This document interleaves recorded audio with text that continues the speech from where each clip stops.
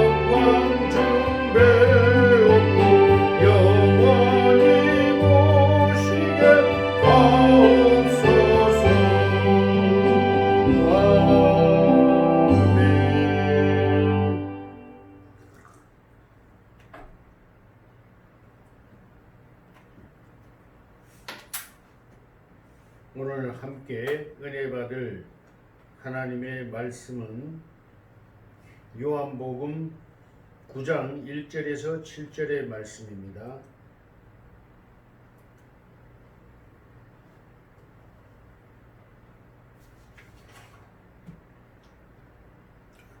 제가 봉독에 올립니다.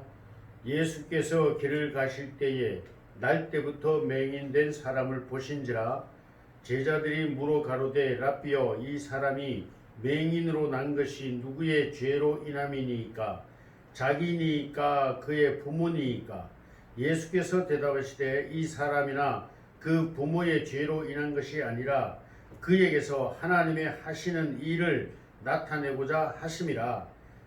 때가 아직 낮음에 나를 보내신 이의 일을 우리가 하여야 하리라.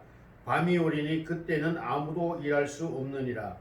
내가 세상에 있는 동안에는 세상의 빛이로라.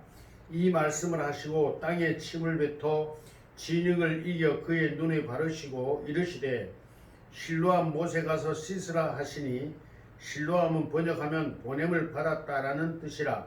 이에 가서 씻고 밝은 눈으로 왔더라. 아멘. 오늘 이 말씀으로 함께 은혜를 나누고자 하는 말씀의 주제는 하나님의 일입니다. 하나님의 일. 저는 처음 예수를 믿고 그 신앙생활이 제 자신을 볼 때도 평탄치 않을 것을 알았습니다. 그래서 하나님께 기도했습니다. 하나님, 어찌하면 제가 일생을 하나님과 동행하며 세상과 벗하지 않고 하나님과 동행하며 살 수 있겠습니까? 라고 기도했는데 하나님께서 저에게 방언을 주시면서 통역을 또한 동시에 주시면서 말씀하시기를 내 일을 해라 그러셨습니다. 그래서 저는 하나님의 일이 무엇인지를 알려고 성경을 공부하려고 했고, 성경을 공부하려면 신학교를 가야 되겠구나. 그래서 하던 일을 다 정리하고 신학교를 입학하게 됩니다. 그리고 제가 하나님의 일이 무엇인지를 대충이라도 알고 나서 저는 목회자, 곧 목사가 되려고 한 것이 아니었기 때문에 하나님의 일을 알고자 한 것이었고 그 일을 하고자 했기 때문에 저는 목회를 생각지 않고 목사 안수의 길로 가지 아니하고 저는 그 하나님의 말씀을 편찬하는 정말 도서 출판 기독교 하나님의 말씀을 출판하는 기독교 서적 출판사를 창립하고 출판사를 운영하기 시작했었습니다.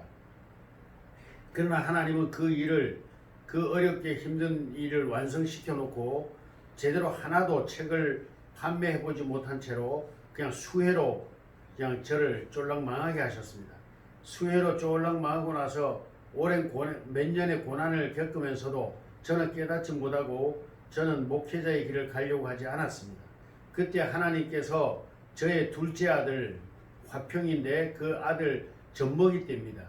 그 젖먹이를 하나님이 데려가시려고 하시는 걸 깨닫고 제가 하나님께 기도했습니다. 하나님이 이 아이로 말미암아 이 아이가 만약에 죽을 운명이면 하나님 저 단념하겠습니다. 데려가시고 만약 하나라도 이 아이가 나로 인한 저를 깨닫게 하기 위한 도구로 쓰시는 거라면 지금 이 아이 기도 끝나는 즉시 이 아이의 그 열이 내리게 해주시고 정상으로 돌아오게 해주세요 하고 기도했습니다. 기도가 끝나자마자 보니까 제 품에 있는 아이가 멀쩡해졌습니다. 열이 하나도 없었습니다. 그래서 저는 깨닫고 기도원에 올라가서 하나님께 기도했습니다. 하나님, 어찌하여 접니까? 제가 얼마나 부족한지 제가 압니다. 저는 목사될 자격도 없고 능력도 없고 실력도 없고 무엇으로 보든지 저는 목사의 자질이 없습니다. 그러니 저 말고 똑똑하고 잘나고 훌륭하고 잘생기고 모든 면에서 성품 좋고 누가 봐도 저 사람 목사구나 라고 할 만큼 그러한 사람을 들어 쓰십시오 하고 정말 간절히 눈물을 흘리며 기도했습니다. 그러니까 하나님이 대답이 없으세요. 한참의 시간이 흐른 후에 주님이 아주 인자하고 온화한 음성으로 말씀을 하십니다. 너희 인생이 그렇게 아깝냐 그러셔요. 그래서 그게 아니고요. 하나님, 제가 저를 압니다. 저는 목사로서의 자질이 전혀 없는 사람입니다. 그러니 저보다 훌륭한 사람을 불러서 쓰십시오. 저는 제가 감당할 수가 없습니다라고 말을 드렸죠. 그랬더니 한참 후에 다시 또 음성이 들려와요. 그러하면 너 몸만 빌려주면 내가 일을 하마 그러시더라고요. 너 몸만 빌려줄래? 이래서 물으셔요. 그래서 제가 그랬죠. 하나님, 제 인생이 뭔데요? 제까지 게 아무것도 아닌데 제까지 하나님이 몸을 쓰겠다는데 제가 못할 일이 없죠. 그렇게 하십시오. 그렇게 했습니다. 그 후로 하나님 내려와서 개척을 하게 되었고 정말 하나님이 함께 하셨습니다. 오는 자마다 병을 고치고 가난한 자가 부유하게 되고 병든 자들이 고침을 받고 마음의 상처 입은 자들이 치료를 받고 하나님 앞에 놀라운 변화되는 그런 모습들을 보면서 저는 이제 착각에 빠졌습니다. 여기저기서 부흥 강사로 부르기 시작했습니다. 전국을 돌면서 많은 부흥회를 진행했습니다. 그런 가운데 부흥회만 마치고 나면 교회가 급성장을 하는 겁니다. 그러니까 그 소문이 퍼지면서 이 교회 저 교회에서 자꾸 저를 불렀습니다. 그래서 저는 이제 바빠졌습니다. 그렇게 하다가 보니까 어느 순간인가 제가 교회도 참으로 급성장해서 낮 예배가 한 200여 명이 정도가 모여서 예배를 드리게 되는 그렇게 교회가 성장했습니다. 그래도 제가 욕심이 많은지라 막 뭐든지 일을 저질러 놓고 하는 그런 스타일이었습니다. 근데 저는 그것이 제 능력인 줄 알았습니다. 하나님이 다 하셨는데 제가 잘나서 되는 줄 알고 오만에 빠졌던 것입니다. 저는 그 오만에 빠졌지만 제가 오만에 빠진 것을 전혀 몰랐습니다. 그런 가운데 저는 지쳐서 쓰러지게 되었고 결국은 건강 문제로 교회를 사임하고 이제 경상도 구미시에 제 은사 목사님이 계셔서 그곳에 가서 좀 쉬기로 하고 구미로 내려가게 되었습니다. 그런 일이 있고 나서부터도 가서도 하나님은 계속적으로 저에게 앞서서 일하시고 병든 자에게 손을 얹어 다 낫게 하시고 치료하시는 기적을 수없이 베풀어 주셨습니다. 그래서 저는 또 계속 오만에 빠져 있었습니다. 내가 대단하구나. 하나님이 나를 쓰시는구나. 내가 대단한 존재인 줄로 착각에 빠졌던 겁니다. 그러면서 제가 이제 제 멋대로 하기 시작합니다.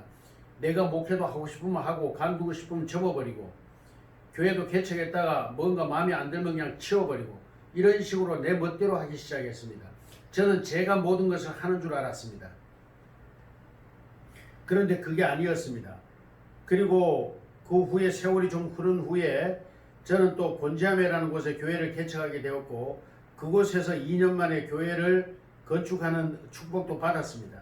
그런데 거기서도 마찬가지입니다. 인내하지 못했습니다. 오래 견디지 못하고 하나님께 일을 맡기지 못하고 제 마음대로 결정했습니다. 그래서 아이들의 엄마가 유방암이라는 질병을 발견하게 되었고 그래서 저는 여러 가지 이유들로 인해서 교회를 사임하고 그냥 이제 말았는데 이런 모든 일련의 일들이 하나님이 일하시는 것을 깨닫지 못하고 제가 하는 줄로 착각하고 오만과 교만에 빠져서 제 멋대로 행동했었습니다. 그 후로부터 아내는 질병으로 결국은 5년 후에 하늘나라를 갔고 제가 그때 후로부터 하는 일마다 되는 게 없습니다. 목회도 안 되고 세상 일도 안 되고 되는 게 없었습니다. 저는 오랜 시간이 지난 뒤에야 깨달았습니다. 눈물로 기도했습니다. 하나님 잘못했습니다. 제가 이제 하나님보다 앞서가지 않겠습니다. 항상 하나님이 먼저 일하시고 제가 뒤따라가겠습니다. 모든 면에서 하나님을 인정하겠습니다라고 철저하게 회개하기 시작했습니다.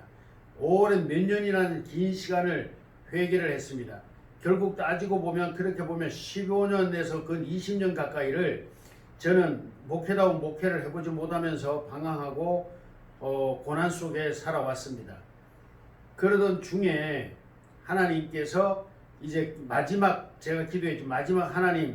마지막으로 하나님 앞에 기도합니다. 이제 제 인생을 아버지 하나님 마지막으로 하나님의 복음 사역 저에게 맡겨주신 사역을 위해서 힘쓰겠습니다.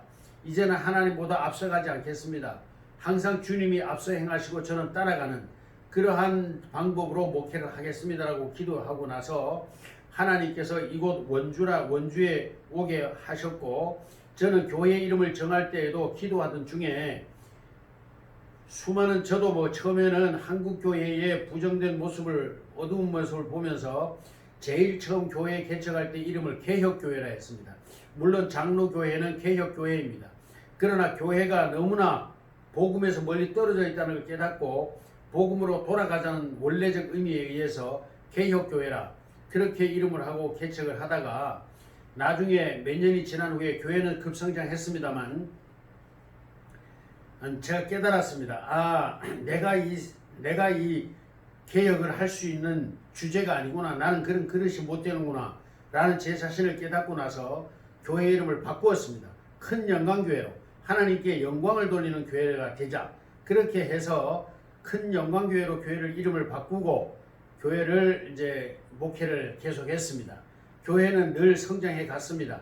그런데 저에게 경제적인 문제들이 너무 급성장하면서 제가 무리를 하는 바람에 경제적인 문제가 왔고 그 일로 저는 그냥 포기를 하고 사임을 하고 말았습니다. 물론 제가 건강도 매우 안 좋았습니다. 병원장 장로님께서 저보고 그러다 자다가 죽으니까 그냥 이제 아직 젊으니까 목회가 창창하게 많이 남았는데 서둘 거 없다. 쉬면서 하시라고 그렇게 간곡히 권면하는 말을 듣고 제가 목회를 사임하고 구미로 갔던 것입니다. 그런데 이런 일련의 과거들을 돌아보면서 저는 다시 이제 복음을 새롭게 다시 깨닫기 시작했습니다. 결국 모든 일은 하나님께서 하신다는 걸 알았습니다. 내가 잘나서 되는 것이 아니라 하나님께서 하신다는 걸 철저하게 깨닫기 시작했습니다. 이 원주에 와서도 마찬가지입니다. 앞으로도 그렇습니다. 모든 일을 하나님이 앞서 행하시고 저는 따라가는 그러한 형국이 돼야 되는데 제가 성미가 좀 급한 스타일이고 좀 그러다 보니까 항상 하나님이 일하실 때까지 기다리지 못하고 앞서가는 그러한 저 자신을 자주 발견합니다. 매일매일 발견합니다. 그러나 이제 제 자신을 자꾸 채찍질하면서 기다리는 하나님이 일하실 때까지 기다리는 그런 목회자로 바꾸어 가려고 스스로 많이 노력하고 있습니다. 오늘의 주제의 말씀은 하나님의 일입니다. 오늘 예수님께서 제자들과 함께 길을 가는데 날 때부터 소경된 자를 만났습니다. 태어날 때부터 소경이라고 했습니다. 그리고 제자들도 이 사람을 아는 것 같습니다. 왜냐하면 이 사람에 대해서 정보가 전혀 없었더라면 예수님께 이런 질문을 하지 않았을 것입니다. 제자들 중에 예수님께 질문을 합니다. 예수님, 저 소경이 날 때부터 소경인데 그러면 부모님의 죄 때문에 날 때부터 소경된 겁니까? 아니면 자기 죄로 인해서 소경된 겁니까? 라고 물었습니다. 예수님은 이 제자들의 질문에 이렇게 말씀하십니다. 그 부모의 죄 때문도 아니요 자기의 죄 때문도 아니다. 이 사람을 통해서 하나님의 일을 나타내고자 함이라. 이렇게 말씀을 하십니다.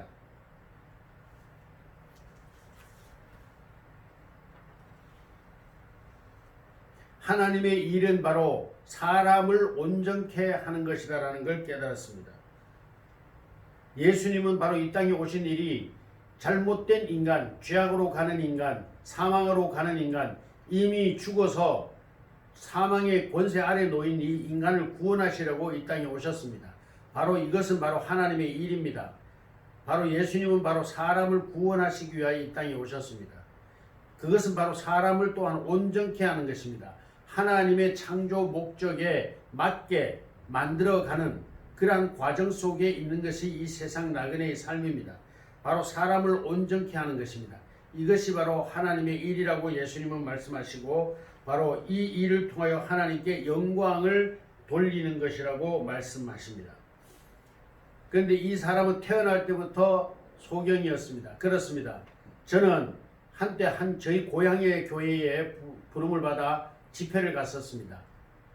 그런데 저희 교회 제가 잘나서가 아니라 저같이 못난 놈도 목사가 되었다는 그 자체만으로도 많은 우리 고향 사람들에게 전도의 기회가 될 수 있다. 하나님의 영광을 돌릴 수 있다라는 의미에서 저를 초대했습니다. 그런데 그 집회 중에 많은 기적들이 있었습니다만 가장 큰 기적은 태어날 때부터 귀머거리고 귀머거리고 벙어리인 사람이 하나 왔습니다. 그 당시 저는 30대 중후반이었고 이 사람은 30대 초반이었습니다. 그런데 이 사람이 귀가 열리고 말을 하게 되는 그러한 하나님의 기적을 하나님께서 나타내 주셨습니다. 태어날 때부터 귀머거리고 벙어리인데 듣고 말하게 하는 기적을 보여주셨습니다. 사람들은 많은 의문을 가집니다. 많이 몸이 약하거나 아픈 사람은 이 사람이 원래부터 이렇게 약하고 아픈데 그러면 그 죄가 부모로부터입니까? 자신의 죄 때문입니까? 아니 태어날 때부터 이미 소경이거나 기머거리거나 벙어리거나 이런 사람들이 무슨 자기 죄가 있겠습니까? 물론 원죄는 누구나 동일하게 가지고 있습니다만 그래서 제자들은 물었던 겁니다. 이 죄의 질병의 원인이 무엇이냐라는 것입니다. 질병의 원인이 무엇인가? 내가 가난한 원인은 무엇인가? 나는 힘들고 어려운 삶을 살고 있는 이 삶의 질문은 무엇인가? 나는 왜 이렇게 가난하게 살아야 되는가? 나는 왜 이렇게 어리석게 살아야 하는가? 이러한 모든 우리들의 질문들 또는 건강 문제 이런 모든 것들이 우리는 참 하나님께 의문스럽습니다. 내가 무슨 죄가 많이 지어서 그런가? 아니면 누구의 죄가 내게 덮어져서 그런가? 이런 의문들로 우리는 많이 고민합니다. 그러나 육신의 질병에는 우선 몇 가지 분류를 해볼 수 있습니다. 원죄로 말미암는 질병입니다. 우리가 하나님 아담 안에서 선악과를 먹는 하나님 앞에 범죄하는 그 죄로 말미암아 질병이 시작되었고 죄가 시작되었습니다. 질병은 죄의 근본으로부터 시작되는 것은 맞습니다. 죄로부터 질병이 온 것입니다. 아담의 범죄로 말미암아 모든 인류는 죄 가운데 갇혔고 죄 아래 갇혔고 죄의 권세 아래에 있습니다. 그러므로 질병도 또한 이 죄의 결말인 것입니다. 죄의 열매인 것입니다. 이 모든 것은 사탄에게 속은 결과입니다. 그러므로 사탄의 권세 아래 놓였고 사탄은 우리에게 질병과 온갖 고난을 갖다 줌으로 말미암아 하나님의 형상과 모양을 짓밟고 그 모양과 하나님의 형상과 모양을 짓밟고 괴롭힘으로 말미암아 하나님과 멀어지게 하고 하나님을 욕되게 하는 겁니다. 왜냐? 우리 속에는 하나님의 형상과 모양이 있는데 사탄은 이 하나님의 형상과 모양을 일그러지게 하고 찌그러뜨림으로 말미암아 하나님을 대적하고 대리 만족을 느끼고 만족하고 즐거워하는 것입니다. 바로 이 사단의 권세 아래 놓이게 된 것입니다. 그러므로 예수님은 바로 이 사단의 권세 아래 놓인 우리들을 구원하려고 이 땅에 오셨습니다. 그분은 하나님의 아들로 오셨고 곧 하나님이셨습니다. 두 번째로 자기로 말미암는 질병이 있습니다. 우리가 내 육체의 한계가 있는데 그 육체의 한계를 넘어서는 운동을 한다거나 노동을 한다거나 또는 넘어지거나 어떤 이런 타박을 입을 때 이런 것은 자기로 말미암는 질병입니다. 관절에 한계가 있는데 관절을 너무 많이 무리하게 쓰면 무릎에 관절이 나가게 되죠. 이와 같이 모든 우리 육체는 한계가 있는데 그 한계 이상을 사용할 때 오는 그런 질병들이 발생하게 됩니다. 그 다음에 유전적인 부모로부터 오는 질병도 있습니다. 부모님으로부터 오는 유전적인 질병이 우리 인간에게는 늘 따라다니게 됩니다. 그런데 이 모든 것들도 다 하나님의 영광을 위하여 오히려 하나님의 영광을 위하여 쓰일 수가 있다는 것입니다. 질병을 당함으로 말미암아 오히려 하나님께 영광을 돌릴 수 있는 그러한 계기도 될 수 있다는 것을 예수님은 오늘 이 소경된 날 때부터 소경된 사람을 고치심으로 말미암아 보여주셨습니다. 하나님은 아직도 일하십니다. 창세로부터 일하시고 안식일에 쉬셨다고 하지만 예수님은 지금도 안식일에도 일하고 계십니다. 그 일은 무엇입니까? 사람을 온전케 하는 일이며 하나님의 자녀로서 회복시켜 주시는 일이며 사람으로 세상을 이기고 승리하게 하시는 그 능력을 사람들에게 주시는 곧 사람을 살리는 일을 하시는 것입니다. 예수님은 오늘도 말씀하십니다. 하나님이 일하신다 하시고 또한 내가 세상의 빛이다. 아직은 때가 낮이므로 우리가 일하자. 곧 밤이 올 텐데 그 밤이 오게 되면 밤이 오면 일할 수가 없게 된다라고 말씀하십니다. 이것은 예수님이 이 땅에 일하고 계시는 동안에는 계속 낮이라는 얘기입니다. 곧 우리가 질병을 고치고 병든 자를 고치고 가난한 자를 부욕케 하며 이러한 하나님의 사역을 계속 할 때 하나님이 역사하신다는 얘기는 예수님이 아직도 빛으로 우리와 함께 하신다는 얘기고 하나님이 일하고 계신다는 증거입니다. 그러나 우리가 손을 내밀어 병을 고치려도 병이 낫지 않는다거나 가난한 자에게 복을 빌었는데 그 복이 임하지 아니한다고 했을 때 이것은 예수님은 나와 함께하지 않는다는 증거요. 또 크게는 예수님이 지금 일하지 않고 계신다는 얘기고 예수님이 일하지 않고 계신다는 얘기는 이미